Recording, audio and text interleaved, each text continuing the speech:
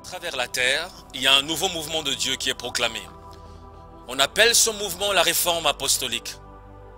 Chaque fois qu'il y a un mouvement de Dieu, beaucoup de choses commencent à être définies dans le corps de Christ. Le développement de la doctrine commence à être défini. Il commence à avoir une nouvelle voix. Les gens commencent à voir et entendre la parole de Dieu d'une nouvelle manière. Il y a de nouveaux systèmes d'emphase révélationnels. Les choses qui n'ont pas été soulignées ou qui n'ont pas été découvertes dans les anciens mouvements de Dieu prennent vie subitement devant nous et énergisent notre foi. Et nous commençons à comprendre les choses que Dieu perçoit comme étant très importantes et les choses sur lesquelles Dieu met vraiment l'emphase. Et ces choses bâtissent une culture dans notre esprit. Elles bâtissent même la forme de nos communautés et bâtissent la structure de notre foi. Chaque fois qu'il y a un nouveau mouvement de Dieu, les structures d'église et les structures d'organisation sont redéfinies. Chaque fois qu'il y a un nouveau mouvement de Dieu, il étend notre capacité d'accomplir les buts divins. Nous acquérons plus de force, plus d'autorité, plus de partenariat, plus d'accès à la pensée de Dieu. Nous avons plus d'autorité. Dans un sens, nous pouvons aller plus loin dans les buts que nous n'avions encore jamais pu atteindre auparavant. Un nouveau mouvement de Dieu crée une plus grande compréhension. Il élargit notre partenariat avec Dieu et crée une plus grande expression de notre identité en tant que peuple de Dieu sur la terre. Un nouveau mouvement de Dieu ouvre une nouvelle perception élargie du désir de Dieu. La volonté de Dieu devient l'élément de motivation dans nos cœurs. Et un mouvement de Dieu transforme notre développement humain et l'expression de notre vie mortelle sur terre. C'est presque comme si là, l'étendue de notre humanité ou les limites de notre état d'homme commencent à être étendues à de nouveaux paramètres et à de nouveaux niveaux. Dans Ésaïe 60, les versets 1 à 3, le prophète perçoit l'aspect des jours dans lesquels nous vivons et décrit deux réalités coulant simultanément.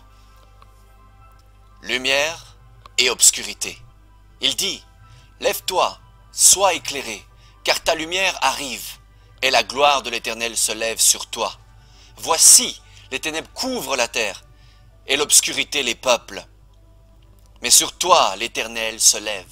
Sur toi, sa gloire apparaît. Des nations marchent à ta lumière, et des rois à la clarté de tes rayons. »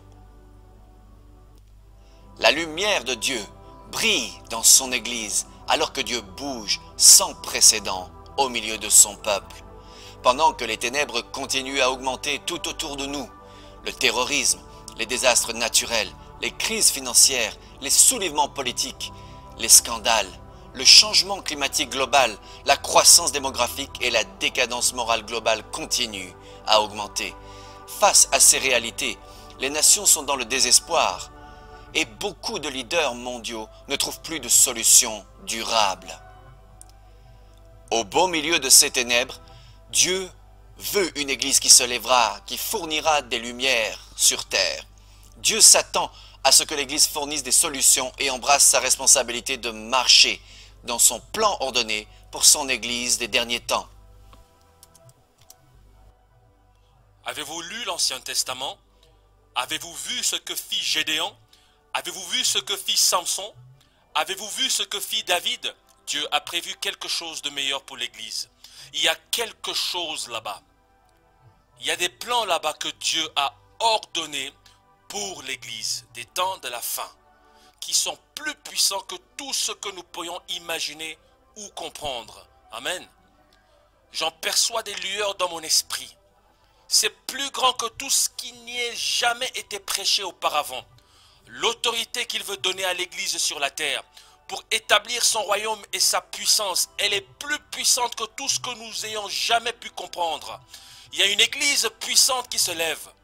C'est plus glorieux que les actes. C'est puissant au-delà de toute compréhension. Nous sommes les gens qui sont assis avec Christ sur son trône et qui règnent sur l'ensemble de son univers. Nous jugerons les anges. Nous allons exécuter sa vengeance sur les nations, nous, l'Église.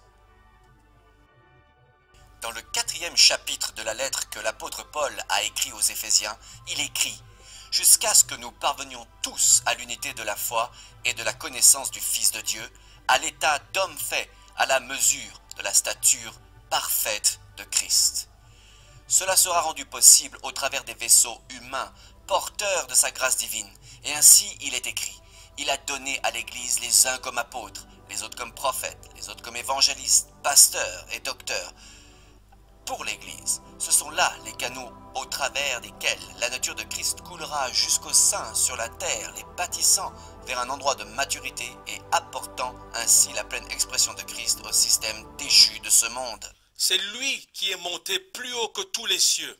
C'est lui qui a donné les uns comme prophètes, les autres comme apôtres, évangélistes, pasteurs et docteurs, pour vous préparer pour des œuvres de service, afin que le corps de Christ puisse être bâti.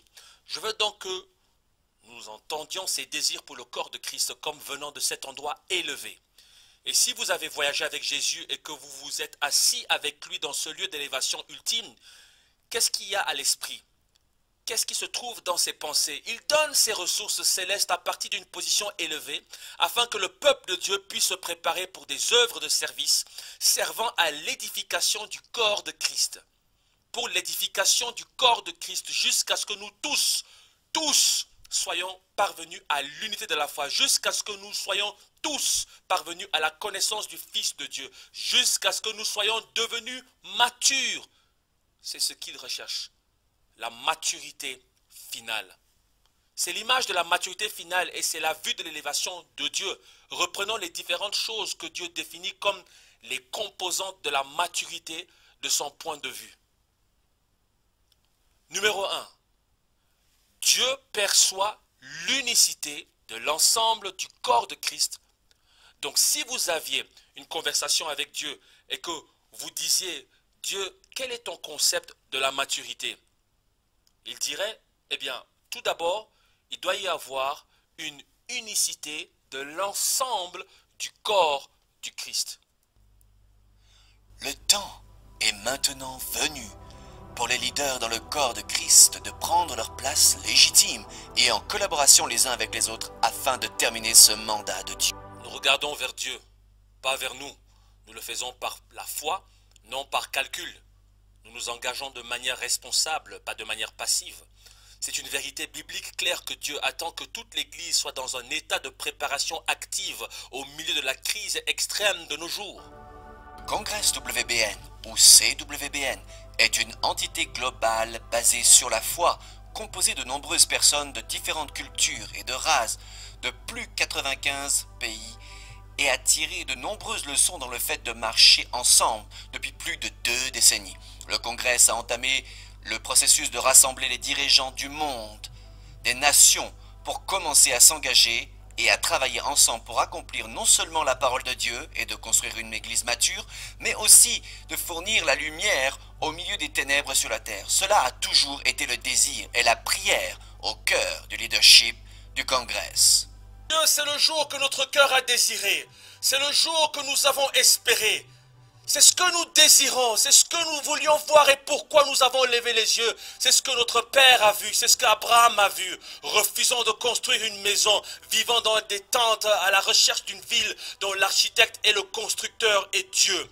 C'est ce que le prophète a vu, debout sur les montagnes en fixant son regard vers l'avenir. C'est ce que Jérémie a vu quand il a eu accès aux révélations de Dieu tout en pleurant. C'est ce que Zacharie a vu quand il t'a questionné et qu'il s'est empressé pour avoir de la connaissance. C'est ce que Malachie a vu alors qu'il a prophétisé à la fin d'un âge, sa voix comme des tonnerres traversant les fossés du temps et activant Jean-Baptiste. C'est ce que le Baptiste a vu quand il commandait la puissance de la venue du royaume sur la terre. Et il s'est ancré dans le Christ.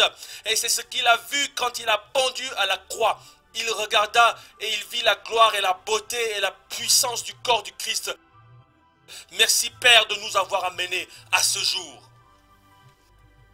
Le docteur Noel Woodruff, fondateur et président du Congrès WBN, invite tous les pasteurs à un séminaire de 2 jours, du 3 au 4 octobre 2014, à l'hôtel Pullman Bruxelles Midi, situé à la gare de Bruxelles Midi, sur la place Victor Horta numéro 1, 1060 Bruxelles, en Belgique. Le thème du séminaire est « Engager le corps du Christ ». Pour vous inscrire, veuillez appeler pour la Belgique Joachim Bungoudi au 0032 487 53 55 08 pour les francophones. Elvis Ndikefort au 0032 489 18 58 30 34 pour les anglophones. Pour la France, Arthur Calais au 0033 6 59 76 00 07. Martin Zongo au 0033 6 34 205 342. Pour la Suisse, Esaias Tillalom au 0041 78 77 81 817 pour les anglophones. Richard Etialé au 0041 76 639 76 59 pour les francophones. Vous pouvez aussi nous contacter par email à l'adresse suivante: engagementeurope@gmail.com. L'entrée est gratuite, mais un enregistrement et un badge sont exigés pour l'entrée. La date limite pour l'enregistrement est le 21 septembre 2014. La focalisation de Dieu en ce moment est de rassembler les leaders au sein du corps de Christ afin de bâtir ensemble. Ce séminaire est une opportunité d'entendre et de participer à une nouvelle parole fraîche qui activera des pasteurs pour qu'ils puissent se tenir dans une nouvelle position de vue, une nouvelle position de fonctionnalité dans l'exécution des buts de Dieu pour son Église. Venez, engageons-nous ensemble.